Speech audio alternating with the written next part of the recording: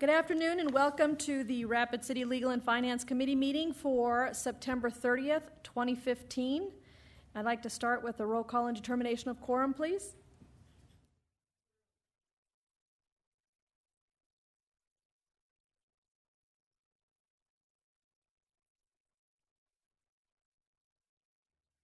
Thank you. Now is the time to adopt the agenda. I'll entertain a motion from the seated committee members to adopt the agenda or make amendments to the agenda.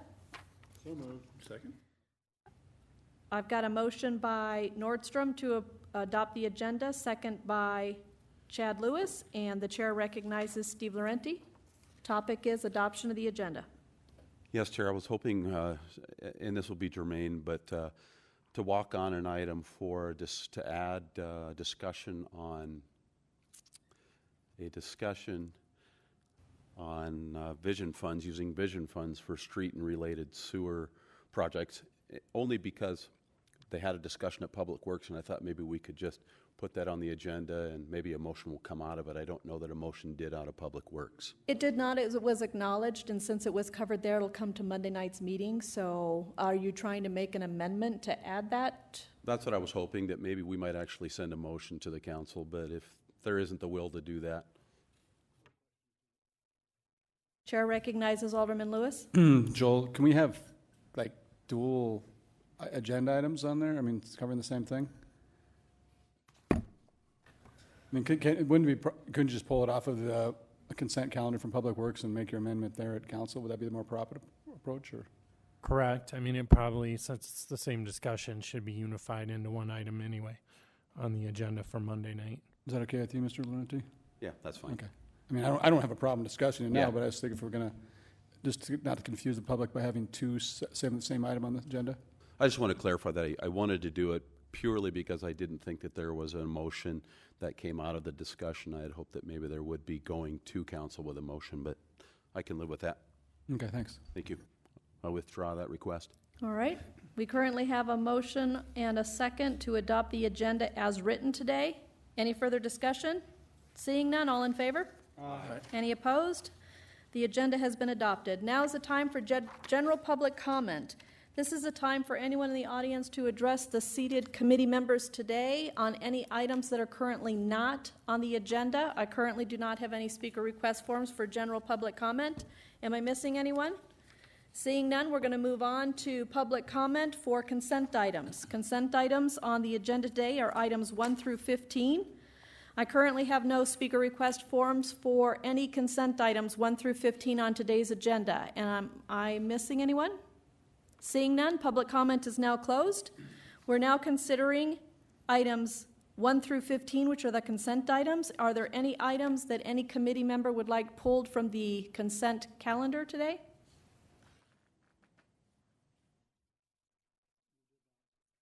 I've got a motion by Lewis to approve. Second. I've got a second by Nordstrom. Any further discussion to approve consent items 1 through 15? Seeing none, all in favor? Aye. Any opposed? Consent items 1 through 15 have been approved. Moving on to public comment for non-consent items. Non-consent items on today's agenda are items 16 through 18. I do have one public speaker request for item number 18, Mr. Dennis Gorton. Would you like to address the committee members or? If you want to make any comments, now would be the time, or you could, roll the dice and see if any committee member wants to ask you a question later on. So if you've got any comments, I'd recommend you make them now. Or if you're just going to stand by for questions, we'll wait till we get to that item. All right. We do have Mr. Gordon that's just going to wait until we have item number 18, and he's on standby for any questions by any committee members. Seeing no further public request forms, am I missing anyone from the audience? Seeing none, public comment is now closed. We're on to item number 16. Item number 16 is the second reading and recommendation of ordinance number 6078, increasing the mayor's term of office by amending section 2.12.020 of the Rapid City Municipal Code. Move to adopt. I've got a motion to approve by Lewis, second by Nordstrom. Any further discussion? Chair recognizes Alderman Laurenti. Thank you, Chair. And I'd like to offer an amendment to the motion to include a maximum of two consecutive terms to the extended terms. And if I can get a second, I'd like to explain. I'll second for discussion. I've got an amendment to item number 16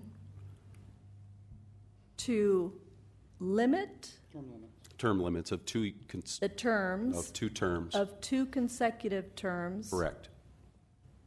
So a maximum of 8 years? A maximum of 8 years. Okay, just for clarity. And I do have a second for discussion by Lewis.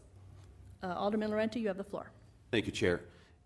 And I wanted to offer this amendment. I talked about it previously in Legal and Finance before it went to Council for its first reading. Doing this, and I'm going to offer it for the next one as well for Council, but for the Mayor's office, as was stated, this would be a total of 8 years serving as mayor. On the old system, that would have been 4 terms. So from that perspective, just to give us perspective, I would hope that my colleagues would support it. I don't support us extending the term. I'd hope this would have come from the people or a group that was interested in this.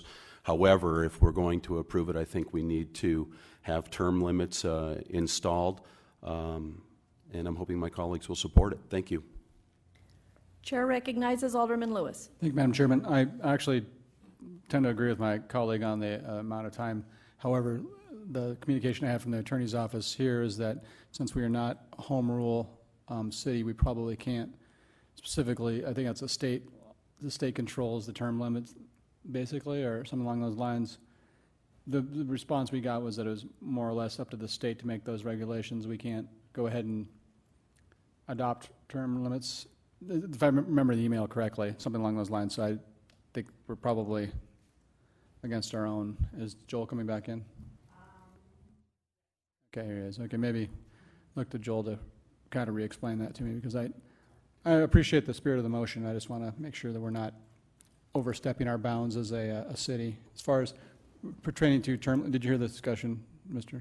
I mean, he wants to make an amendment to add term limits, and I was saying we got an email from you requiring that. I have expressed an opinion. Because I don't know what you're going to do, I'd rather not express it publicly, and I don't want to waive attorney-client privilege. But I would just refer you back to the email I sent. I think it outlines, I think, what the concerns would be. Okay. Well, I guess I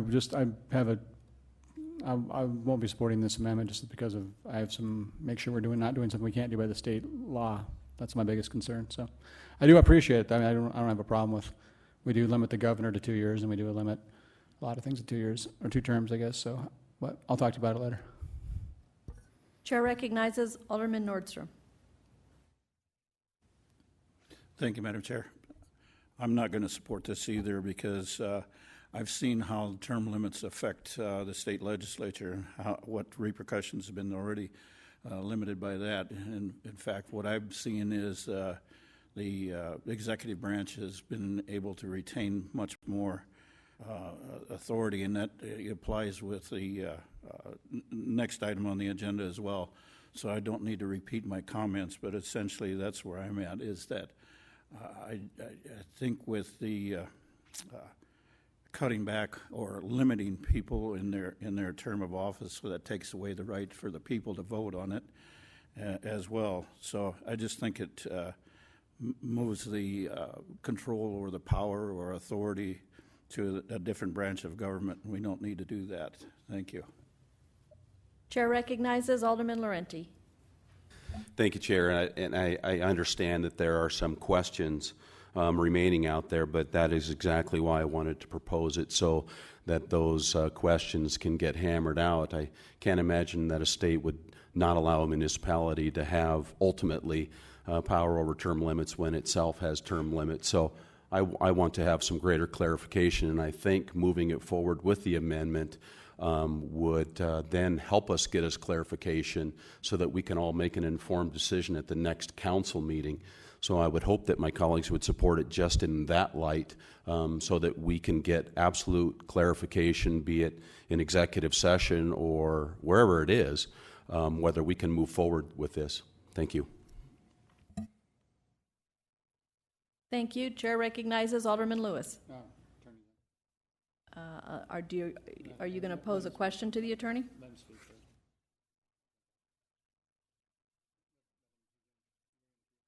Yeah, generally, we needed a question posed.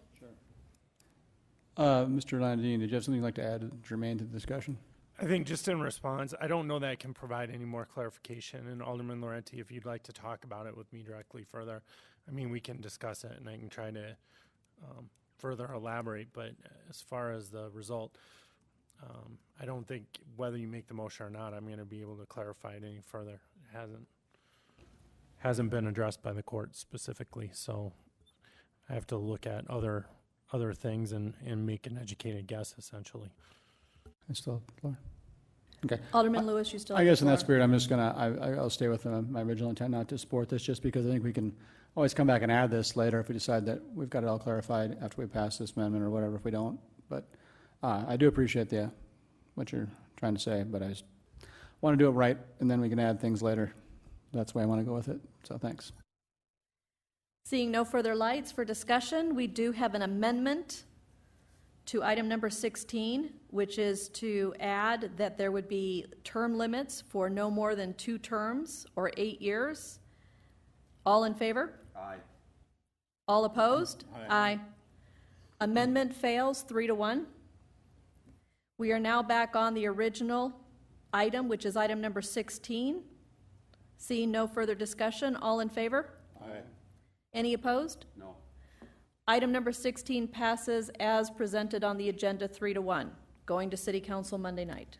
Item number 17 is the second reading and recommendation of ordinance number 6079 to establish the qualifications and the term of office for aldermen by adding sections 2.08.005 to the Rapid City Municipal Code. Chair recognizes Alderman Laurenti. Yep. Thank you, Chair. I'm not going to offer the amendment at this point, obviously. It would be fruitless. I think everybody understands my intent, and we can take this up Monday night. But I'm still not clear on the legal process and how will we test the legal process if we don't pass term limits as part of this package. I understand we can come back later, but why not start the process now? Let's get the answer now. Again, I'll be offering it Monday night, and I'm hoping we can get more information so that this can be challenged. I don't think that we have the ultimate answer. If it's not codified, I don't know if that excludes us from doing it or not, but it just seems odd that our state would have term limits, but it would disallow its own municipalities to do the same. So I'm hoping that we'll get some greater clarification on this particular subject, because I will be visiting it again at the next council meeting. Thank you, Chair. You're welcome. No further speaker lights. Chair recognizes Alderman Lewis. Make a motion to approve. Got a motion to approve by Lewis, second by Nordstrom. Item number 17, any further discussion? Seeing none, all in favor? Aye. Any opposed? No. Motion carries 3-1, going to City Council Monday night. Item number 18 is the introduction and first reading of ordinance number 6066 to amend provisions for city payment of debt acquired by rural fire protection districts prior to annexation by amending Chapter 3.20 of the Rapid City Municipal Code. Chair recognizes Alderman Lewis. I'd like to make a motion to approve and to, sir, did you have something you'd like to add to this? You want to step up to the microphone there and identify yourself, please? Yeah, you can second it. I've got a motion by Lewis to approve item number 18, second by Nordstrom. And Mr. Gordon, if you go ahead and address yourself and state your affiliation to the city, and you have 3 minutes to address the seated committee members. Actually, it just falls under my time at this point. Oh, that's right. Sorry about that. We're out of So public whatever you want to comment. go ahead and say, you got 5 minutes. No, he's 4:30.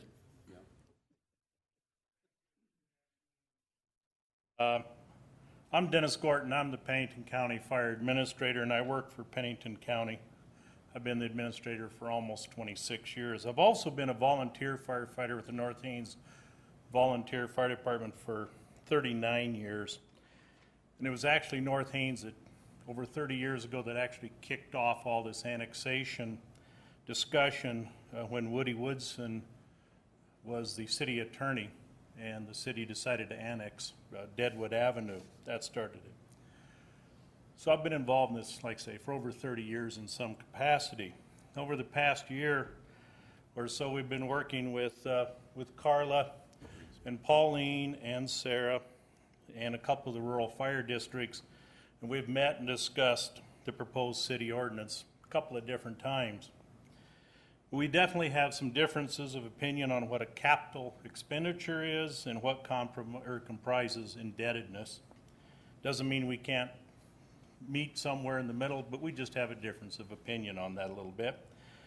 But we believe that when a rural fire district purchases an item and it costs over $6,000 each and has to purchase a number of them, that is a capital expenditure. When you go to the bank or a credit union and borrow $200,000 for a home purchase, your indebtedness may be the principal, but you still have to come up with the principal and the interest. As a city, you have to budget for both principal and interest. Just because generally accepted accounting principles say you don't include the interest doesn't mean the debt doesn't exist. It still has to be paid. We understand, we meaning the volunteer fire departments in those fire districts, understand that this ordinance is simply the vehicle that allows the city to either reimburse a fire district or not.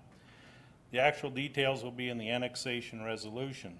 I've been talking with Sarah from Planning and Zoning, and we have discussed having a written procedure when there is either a voluntary or an involuntary annexation.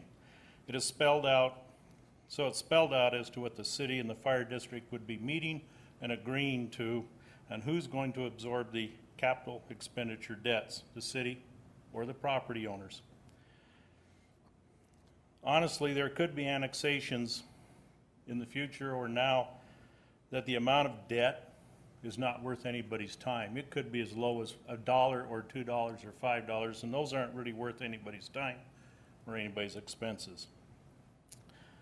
It does require a lot of good faith on everybody's part. What we would ask is that when these annexations come up, and there are at least 4 of them, I believe, somewhere in the works or recently approved, that you keep an open mind and remember that the fire districts did not ask to lose the revenue, and each and every annexation may be different with different circumstances, reasons, or amounts. If you have any questions, I'll be happy to try and answer. Alderman Lewis, you still have the floor. No, you've said everything you need to say, sir? I'm sorry? You said everything you wanted to say? Nope, everything for now. Sure, I appreciate you taking time. Thank Come on you. down, thank you. Chair recognizes Alderman Laurenti.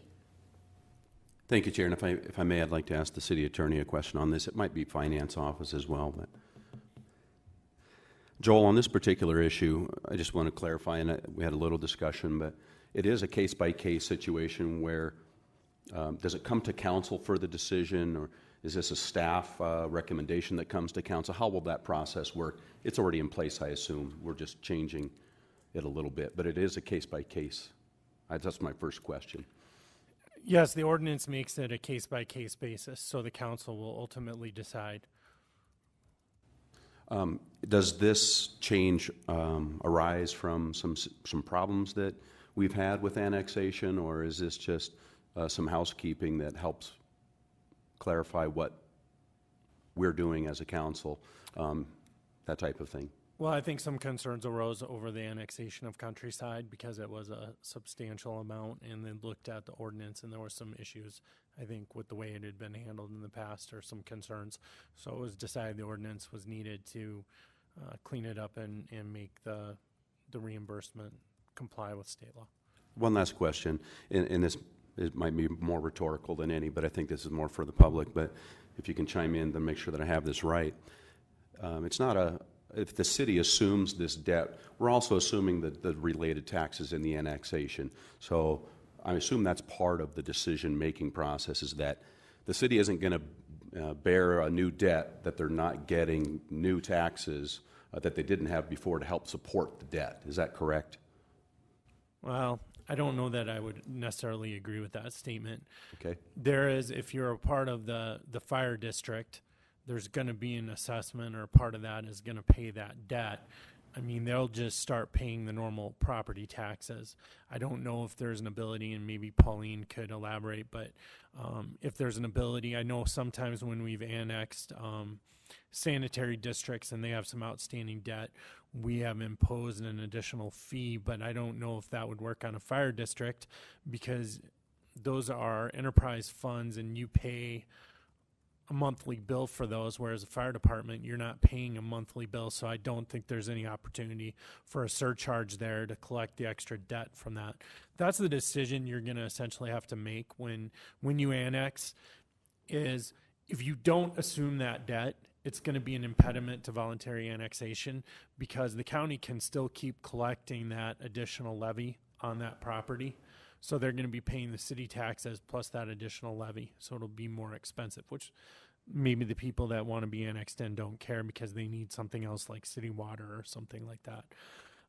But if you decide to assume that debt, while the properties now would pay property tax, there's not going to be any special component that would pay for the additional cost of the debt you assume. It's just going to be a question of whether, in order to make the annexation go more smoothly, and because you feel it's right, you want to assume that debt and smooth the transition in the annexation.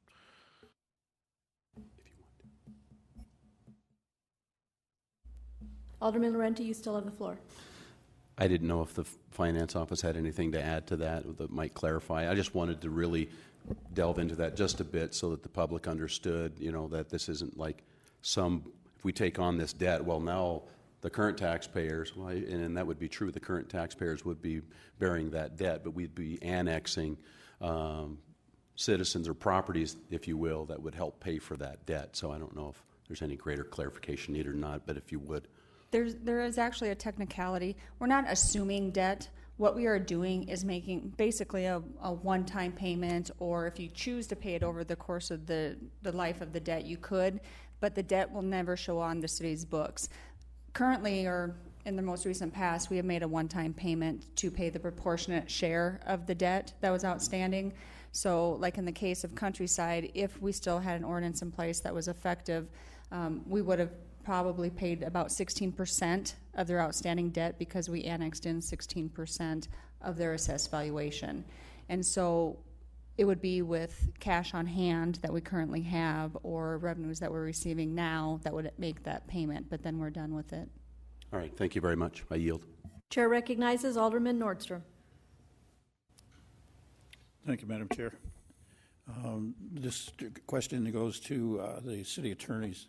And if I may direct it to Carla, since I'm looking at your memo, Carla Cushman, I'm looking at page 3, paragraph 5. You've got it bulleted as number 5 is the ordinance is drafted would only permit the city to pay for indebtedness related to.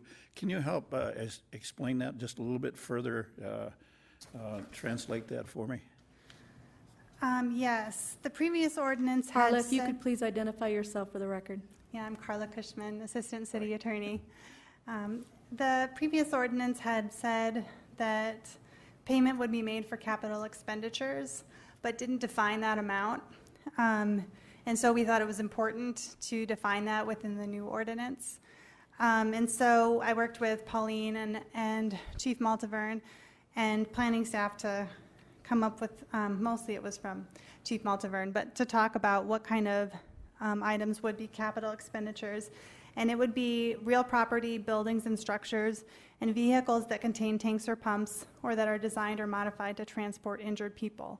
And so that would exclude expenditures that didn't fall within those categories.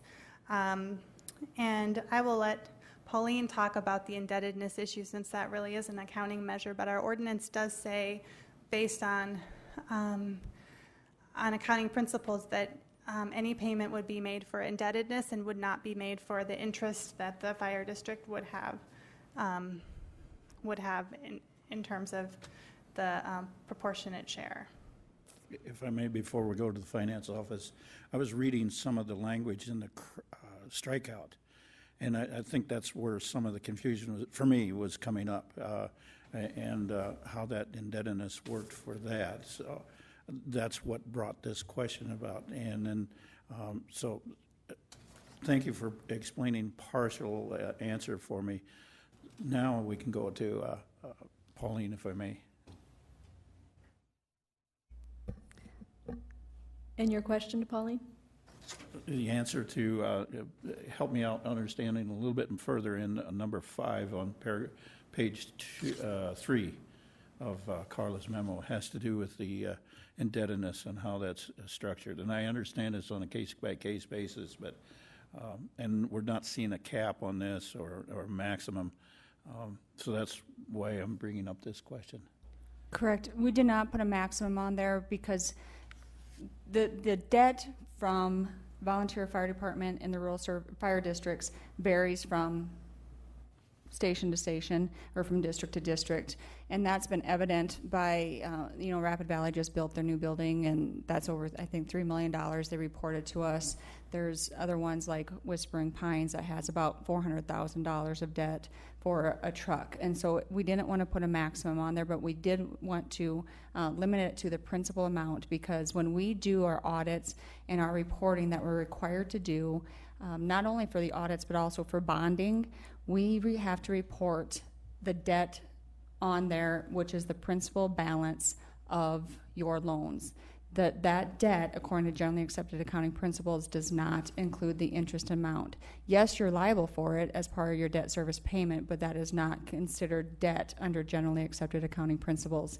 In addition, one of the requirements that we have in this ordinance is that the fire districts have to report to us by January 30th of every year what their debt balance is, and prior to the city agreeing to pay anything, we need to have a confirmation letter from the bank as well showing what that debt is. Those confirmation letters are strictly principal balance only, as is the case when we get audited and get those confirmed at that time as well. One last quick question. Does that show up in the treasurer's report on the monthly report that we see? As far as our debt? Yes. No, that just shows on the annual report I give to you guys in July, which is based off of the audit that we receive every year. Thank you. I yield. Thank you. Any further comments from the seated committee members? I do have a motion to approve in a second. All in favor? Aye. Any opposed? Motion carries. Got a motion by Nordstrom to adjourn, second by Laurenti. All in favor? Aye. Any opposed? We're adjourned. Thank you, everyone.